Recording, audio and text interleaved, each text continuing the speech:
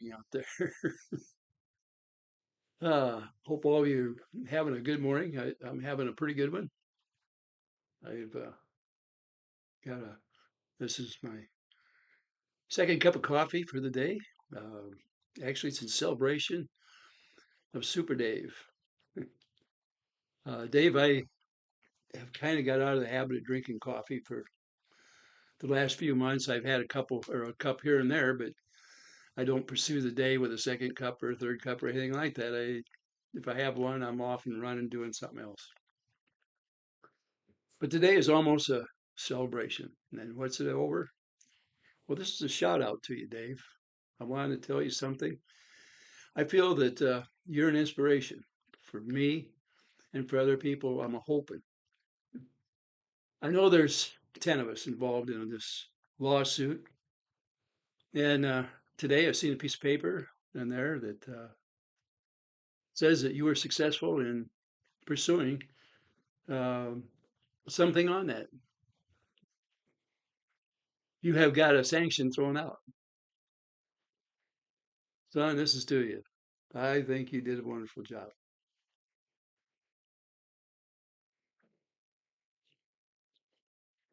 Was hot. Oh, that tastes good.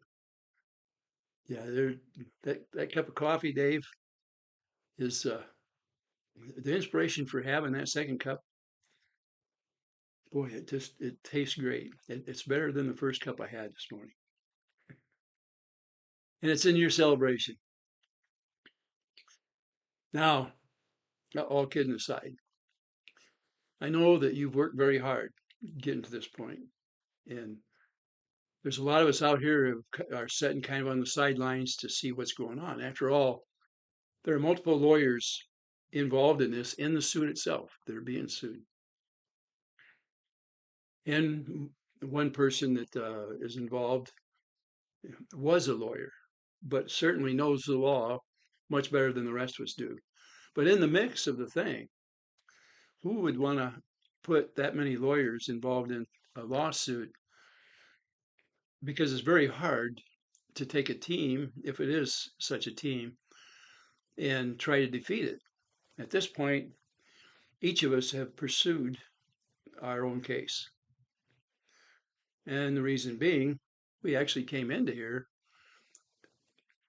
because of our individual channels, not because they were combined in any way, but because we were all out there and said something maybe that didn't wasn't very well approved by the guy that's suing us. Mm. We all had a view of what we felt was right and wrong, and when we expressed it, this guy used the law or tried. It thinks he thinks he knows the law better than the rest of us, but the freedom of speech, he's trying to curtail it, at least for us, because we disagree with his idea of what is freedom of speech and what is not. Now, it sounds pretty worthy of everybody to stand up and say, we're fighting for the freedom of speech. That is used over and over, and it's been wore out so many times, I can't even count. And if you look back at the freedom of speech, the First Amendment, on there, the first 16 words have to do with freedom of religion. Go back and look at it. No, you think I'm kidding you, probably. But in any case, without freedom of speech, we wouldn't have freedom of religion, quite frankly. Without freedom of speech, we wouldn't be able to talk out.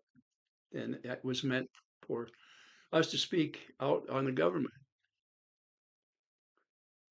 be able to speak out without others pursuing us, trying to shut us up, to keep us from having an opinion. Having freedom of an opinion is a lot. When you lose that freedom of speech, you lose anything that you could pursue right and wrong with. Hmm. I'm not on a soapbox giving you preaching to you over it. I'm just giving you what I consider my opinion and the facts as I see it. Now, when you look it up and you look at the cases that are surrounding it, you see that from the very beginning, there's been a lot of people trying to fight it, for it, and against it. And there's a long list of things that have had to go before our higher courts, whether it's state level or federal level. and it can get very confusing. In a civil case, the scales, the balance scales, actually, when you add money to one side, you're getting offset. They're winning. They're winning. Influence. The balance is no longer there under those. Those are two things that keep you from winning a civil suit. Persistence. Well, if it lasts long enough, persistence sometimes will bring it back up. The scales they get a little jiggly here and there. Now myself, I've kind of set back for a year on this thing, just looking at it, and a lot of it's wait and see. Because quite frankly, I want to see how the lawyers are handling it. How do they do it? And one of the lawyers stepped up right away and filed motions. Not that they've been uh, pursued past just the submittal, because they've been there a long time. I think over 8, 9 months, something like that, and we don't have an inkling of how it's been accepted by the judge. All of his submitted are submittals. Matter of fact, mine, one of the channels picked up on it and spent about 20 minutes wondering what moron submitted it. Lord, just to be able to put a legal letter together is not easy because of the margins and the size of the lettering and the number of words. And there's so many things that you have to consider. And when you go on the internet and you sit there, it's mind boggling what all you have to do. And there are some AI programs out there that when you submit your verbiage in there, they'll come back and balance it for you to get it so it can be submitted. And that's kind of nice. AI does that. And they attacked me for using AI as an example because they said, for number one, they said, well, it's against the law. You can't do that. And it does. There's ones out there that lawyers even use to a certain extent, not only to just check their work to make sure that they meet the criteria of that particular state of the submittal itself. And then they still have to go over it. I mean, they have to take it word for word and make sure that everything is good. It's just an extra way of trying to make sure you meet the guidelines and it doesn't get thrown out because you forgot to cross a T or dot an I. I used to work with government contracts years ago, and I had the same thing going on there. It was very hard to follow a contract because I didn't have a library of the verbiage that had to be utilized in submitting a contract or even billing or any of that stuff. It's a very complicated system. And back then, I was doing work for the TVA system, and everything that you have goes through Congress. See, Congress back then ran the TVA. They owned it lock, stock, and barrel. And I know you say the government doesn't. TVA system is a completely different deal. And those that think I'm talking out of my head, go back and look at it. See how it was founded, who run it, uh, how the money was transferred back and forth. It all went through Congress, folks. Um, and I can attest to it. I've had to sit across the negotiating table with these people that are so learned as to overlord over us, in a matter of speaking. All right, somebody will grab that. Really, Dave, this is a salute out to you and a call out and everything. And like I say, I'm enjoying my second cup. Boy, it's good. I'm thankful that you showed us your lead, how you were able to uh, defend yourself. That, that's a salute. I really, you're an inspiration. You're a young fellow that you set a goal and you follow through on it. And even though it's taken you time to reach different goals, and I know one of your biggest goals is to be an investigative reporter, and you seem to do a very good job at it. You look at both sides and you give it to us. And for the most part, for us, it's free. I know it costs you to do all that, not only just your time, but financially, there's certain obligations that you have to give up to get it. And we appreciate that. We really do. And as time goes on, you'll get bigger and better. And and we'll all reap the same rewards as you. You'll be able to put it to print, and we'll be able to read it. Very simple, isn't it? Getting back to this court case, I've had my hands full the last few months, and I've had different people try to help me out, and not only in protecting my channel. A shout out to Pebs for going on there and scrutinize everything that came on my channel and helping me out. I appreciate it. You've done a heck of a job for me. Uh, who leads in the pond, who looked after me every minute of the day sometimes. Uh, who was somebody I could talk to when things were at the worst. I really appreciate it. Also, Robbie Ketsy on Get Swamped. He has been there every minute for me, and I've been able to talk to him. And my wife was able to talk to both of them too.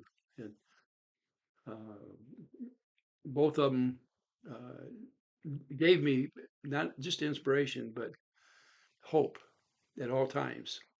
Uh, None of them had a down thing to say.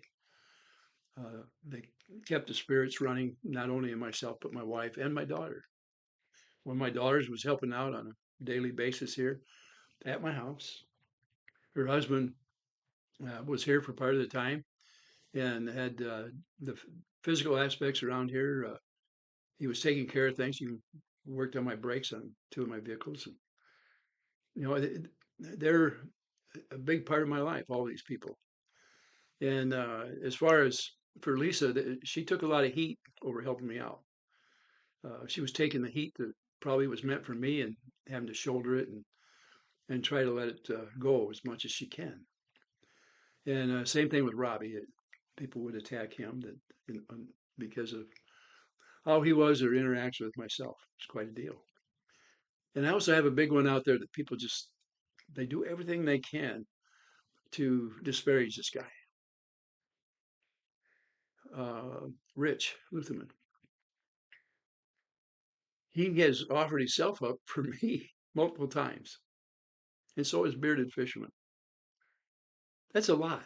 That's a, to believe that there are people out there that say they want to put their self in my place in these endeavors in this court case, and then with the people that are attacking me with everything they've got, people that hate my guts, whatever I stand for, whatever I say, it doesn't matter what I talk about. Somebody's tearing it apart. I don't have this right anymore, apparently, to them because I have a difference of opinion with another creator out there. And it puts me in the wrong from the first day, according to the followers of these people. And yet, I don't make a nickel off them, but they make plenty. They do well, the people out there. And the people that are doing the work, that are pursuing me, don't get anything. They don't have channels that pay. They don't make money off them. Matter of fact, they're giving money. They're giving money to the creators out there so that they can lead the attack on me. That's quite a system. I didn't even know something like that existed before I got involved with this case. I had no idea. I'd used YouTube for a while. I mean, I've been around, more than a few years on here. It's a hobby. That's all. Never thought that money would be a motivating factor in something where you're just out here just putting some stuff out on the internet of your thoughts.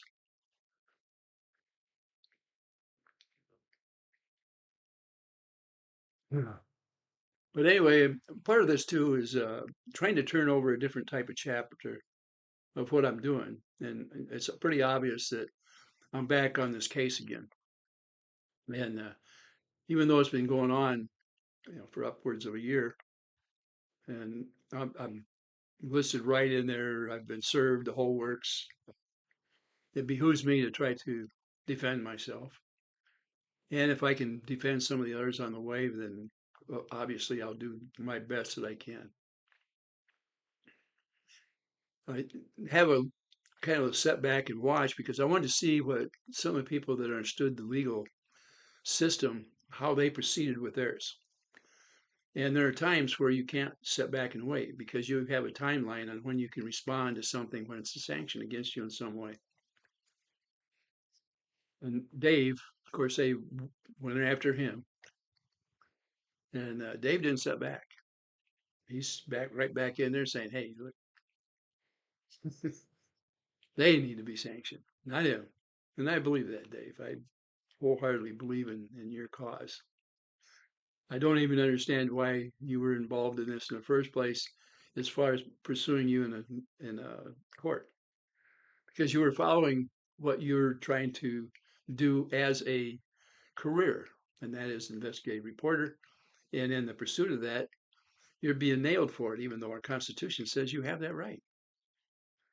So I wonder where this is going to fall. Are you going to be able to pursue your rights, or can I pursue my opinion in the future?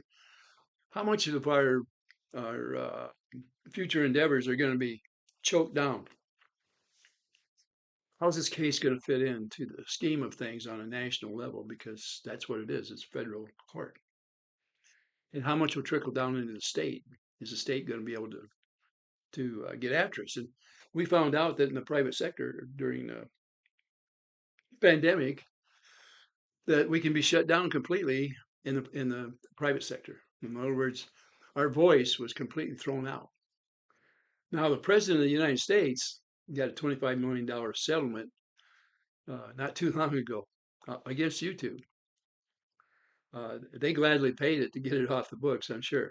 And it was nothing to them. $25 million is pretty small potatoes for them.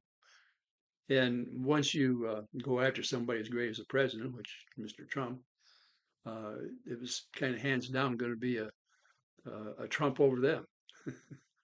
As his name depicts, he's going to win somehow. He's going to trump whatever you have. I commend you for that because it does hold a certain amount of future closures on some cases that are similar to his.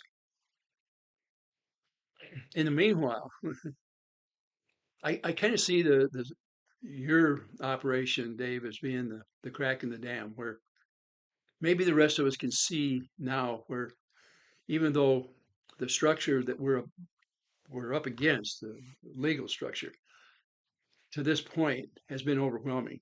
Why? Because, well, money, influence. And the social media itself is the success wasn't on our side because we don't have enough people to be on any type of illegal or not legal, but an equal basis with those that are on a daily basis trying to tear us up, make us feel bad, make us feel like we're losers in some way or another. And of course, all this is my opinion. I express it as I still can at this point. I don't know if maybe somewhere down the point it's going to be taken away from me because it certainly is not that far away to us losing that freedom or those freedoms. There's more than just a little bit there with the First Amendment, believe it or not.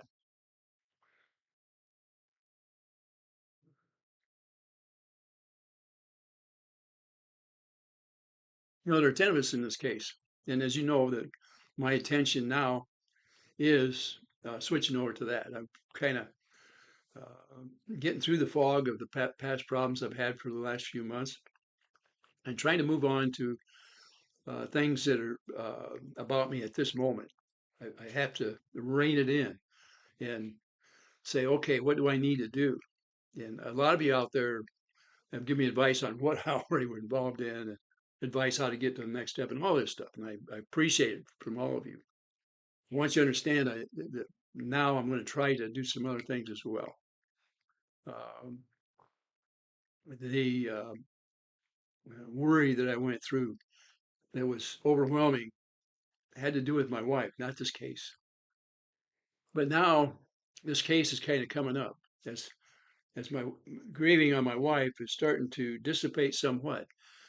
It's still there. It's something I can't describe, and so until there comes another time where I can get into it, I'm going to just try to put it aside for a little bit, so that this new path that I've got to follow, I don't have a choice. This thing is regulated before me.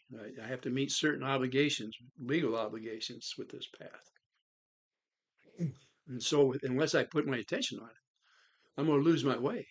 The lights will go out on it, and I'll get lost in the stream of things. I'm accused every day of not having a good sense of what it takes to fight the legal ends of this thing. Try my best of making a submittal and be accused of being a moron. That didn't make me feel too good. Maybe go back and take another look at it. Okay. And yes, I was probably in a big hurry when all that was uh, going on. There was other things, quite frankly, I didn't choose the problems that came up when my wife was uh, trying to survive. Let's put it that way. She did a pretty good job on her end, that's for sure. She fought to the very and was able to accomplish quite a bit in that 2 months, where most of it was spent in the hospital in critical care unit, by the way, which is not a good way to spend it. You don't have a lot of freedoms in there. You're tied to a machine, and if the machine is taken off, you're gone. That's as simple as I can put it. And towards the end, it was more evident. Uh, that's all I got to say about that. I got to get off that. As far as uh, the things that are going on in this case, uh, the words that were used to describe myself or my station in life or uh, what my future endeavors are going to be and all those things. Other people, they have their own idea about stuff. They don't want me to have an opinion or an idea. And it's almost as if they gang up with the same verbiage, all these different channels. You listen to one of them, and pretty soon they all pick up on the same thing. And it just kind of goes around. And I don't know if there's a way to slow it down. These people don't have what you call too big of an imagination. They try to take whatever I say and take it apart word by word, but they don't necessarily put it back together that way or even in order of what it was said. They'll take a part of a sentence and use that, like someone else we know that does that, and say, "This is what he said." If you go to my channel, you can see what I really said and what the intent was or what I meant. I would suggest going back and looking at that part, not just taking a piece of it and try to come up with a solution or the meaning of just a word or two. It takes more than that. It takes a sentence and a paragraph and the entire channel, what was put out there. I know the other day there was some of them, and they talked about it for kind of an extensive amount of time about whether I know the difference or how I stumbled over Hercules' heel, uh, not knowing the difference between that and Achilles tendon. And sometimes it's nothing more than the speech itself. But if you go back a couple thousand years, and Achilles' heel is a real thing, it has to be a weak spot. And so when we reference a weak spot on Hercules, that's what we talk about. The Achilles tendon is also a weak spot in all of us. It can happen if we step off a step wrong and we strain that tendon. It can snap as well. It's used a lot. It's what supports our weight. Different time, not support it, but in the movement of it, if we move the wrong way too quickly, it can separate from where it is attached. So there, I do know what I'm talking about. And for those out there that used an explanation back and forth, spent more time on it, do what you have to do. Take everything apart, put it back together in your own mind, and you get people out there to believe what you say is truth when it's nothing more than speculation as well. And I don't want to give it much more verb or much more time than that or whatever. You guys, you grasp at straws a lot of time, and that's okay too.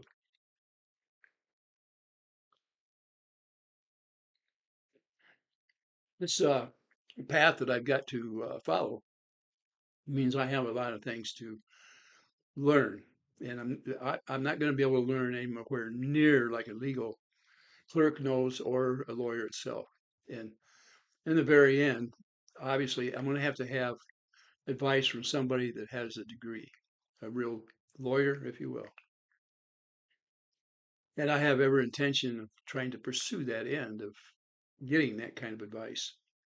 Uh, and for those that uh, thought that I wouldn't or that I wouldn't fight it, I would try to negotiate it. You're wrong. The law ask us to negotiate if we can. And we've got somebody there that has already expressed and said multiple times that he's not there to necessarily win, but to break those that are involved in this litigation. And he's talking about financial breaking us, not on a personal basis, but just the financial end of it. And if you have enough money and you keep it in the log there long enough, the cost of doing that is extensive, and it can cost you more than you can afford. It really depends on how much you put away or how much you're willing to spend on it. My advice is, if you have it, you better spend it to pursue uh, your legal rights, because it could get slowly drained off, and you'll have nothing to fight with in the end. That's just advice, logical advice from me. I'm not, like I say, I'm not a lawyer. Uh, the people out there that are involved in this thing, it, it it's logic. Now, one of the persons that has been hit harder, I think, than all was put together was Bruce. Bruce was out there in the very forefront trying to fight this thing, and his his uh, pursue of that, he was doing it without any real help. He was having to step out there and spend some of his money, and he wasn't getting paid money. Now, eventually, he was given some substance through donations, I believe, because it was after a while you run out, and you have right now in this lawsuit 10 people that are individually protecting themselves at this point. And the day may come where information will have to be shared to pursue the end. I guess it will be for us to see when that time comes, if it comes. For Bruce, he's already hired a person to assist him in his endeavors, and obviously he's been stalked. Uh, it was put out over the internet, the uh, hours of operation for his wife for the jobs that she had, and I say that plurally, okay? And the fact that he had a daughter in the home, and it gave you an insight as to the hours that their family pursues in different endeavors. It gives you an insight to them. And what happened is the attention of it brought on stalkers out there to say things, not only on here, but send him emails and pursue him on the internet, YouTube specifically. And YouTube has allowed this thing. They've allowed people to surpass whatever anybody would have ever thought was legal. But it's private enterprise. And so they have a lot of control over it. Now, in the state of Florida, there's certain protections there. They went after Lutherman, took his channel down, and he pursued the letter of the law, and and they backed off from him partially. But he was able to get his channel back. So here's a guy that knows the law. He's not a lawyer at this time. There was a day where he was. That he isn't now doesn't mean he doesn't know the different laws out there. So he has an advantage over a lot of us at this point, where he knows where to look and how to look. And he may even have friends out there that may assist him from time to time. I don't know. I do know that he has stuck his neck out for me. He has said that he would take my place, that he would come in and they wouldn't even have to serve him. He said, I'll take Ray's place. Now, I'm one of the guys, I'm an old guy, and I'm easy to pursue. I'm not a lawyer. So that means I have to spend money to bring me up to an equal basis, right? So it's better to keep me around just in case he can win this whole thing. That way he can figure out some money. Maybe he can get back. Who knows? But I look like an easy target. But I'm smart enough to realize that it would be better to spend my money on defending myself than it is to just lay back and do nothing and let him take the money. Just logic. That's all that is. And most people feel that way. And hopefully, most of you don't just kick back and say, come after you. I hope you stand up and fight this case. I really do. And here again, that's my opinion of how to get there and what to do. I'm not giving you legal advice as per se. I'm saying I'm using some logic and an opinion that what should be done if you want to come out the other end. It's kind of like if you don't care, then some opportunist is going to come along and take whatever you have. It's just logic. It's life itself. If you don't care about what's in your house, you leave it unlocked, and people come in and freely grab whatever they want out of your house and leave. An opportunist would do something like that. Of course, one of the names they give for somebody like that would be they're a thief. Think about it in whatever way you want. And think about it, what's in your best interest at this point. I think pursuing this case like Dave did earlier rather than later and not lay back is simple truth of how to accomplish your goal. Get in there and fight for it immediately. Don't lay back too long. Get in there and do what you have to do. Now, in this case, I think they wanted him to pay their legal fees. The fact that they weren't doing their job, or, and this is my opinion, only my opinion, either they weren't doing their job or weren't skilled enough to do their job. They wanted him to pay for their uh, inabilities. That's opinion. And then say, Dave's, as far as I'm concerned, says, not on my nickel. And he fought back. And today we see the piece of paper that, which made me happy this morning seeing it. I don't want to pursue this any further. I would just say, here, this is a salute to you, Dave. I want to thank you for my extra coffee. Boy, it tastes good. Well, from now on, if there's a time where I can pick up on something that's pursuing forward, maybe I can have a little coffee time like I just did now and enjoy that second cup. The first cup goes too quick, and the realization of it isn't necessarily there. But the second one, you can slow down a little bit and you can savor how it tastes and the things that you're looking at on here, like I did. And yes, I'm happy that Dave was able to move forward. Uh, it isn't by no means an indication of how we're going to end up on the other end. It isn't. But at least it gives us something, a goal to shoot for. There we go. It can't always be down. We got to look up and see what we can accomplish. And he's done great. He's intelligent. He's pursuing a goal, and he just won one. Not bad. Bad. First home run. Great. I can only hope that the rest of us can use it as an inspiration to move forward. For you, Dave, thank you for this day. And thank you for making one of my first days where I feel better, uh, knowing I've had some really down days, especially in the morning. And the surprise I got today when I found out that of the gift is in fact what it might be. Yeah. Anyway, as you can see, things are a little different in here. I've done a little cleanup in here. I've got a little more to do, not a whole lot. I'm trying to turn this back into the real office.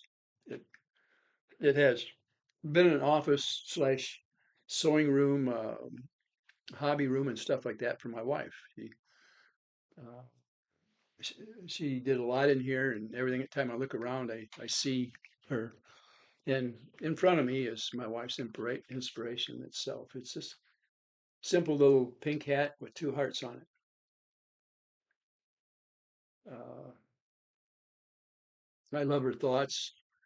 And, there's little things like this all over the house. She always pursued, she loved little trinkets that she would, even a coffee cup, she would have some hearts or something on there, decoration. Her water glass, things like that. A pen that she uses all the time will have some kind of a little trinket on it. She loved and delighted into making things look better or being better.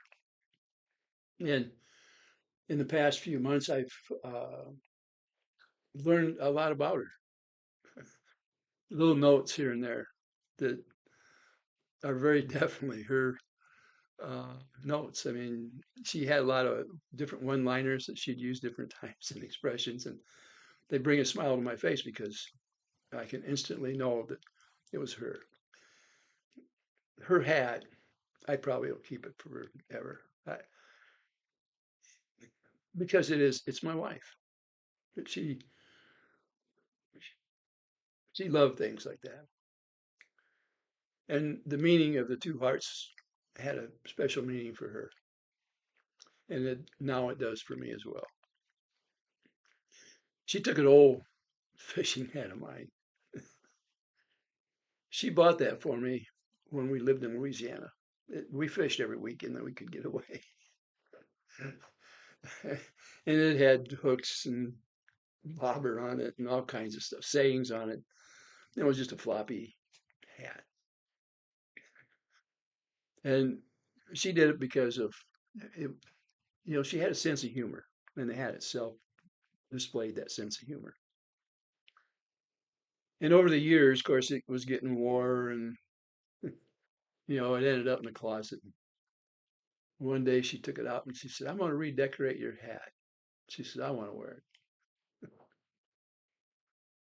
I said, "Sure, no problem." And so she decorated it for her all those years.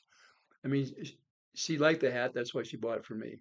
And she redecorated it because she wanted to use it for a while. Now, she bought that. It was almost 40 years ago. You know, relationships that last that long are really something. Our relationship lasted for over 62 years. We met each other over 64 years ago. We were kids. And it it was quite a what do you call it? Quite a life. We experienced so many things. Then the other day, I kept seeing the darn thing on that dresser back there, the big hat.